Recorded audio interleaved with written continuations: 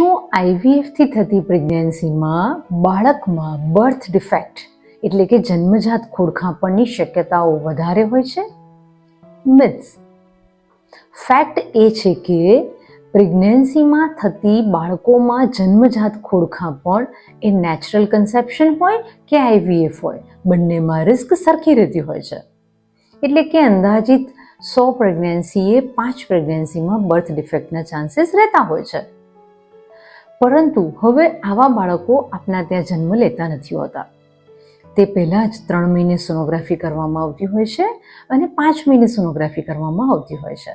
તો કે international norms પ્રમાણે એ બધી જ ડિફેક્ટ સોનોગ્રાફીમાં જોવાઈ જતી હોય છે અને મોટા ભાગની ડિફેક્ટ આપણને ખબર પડી જતી હોય છે.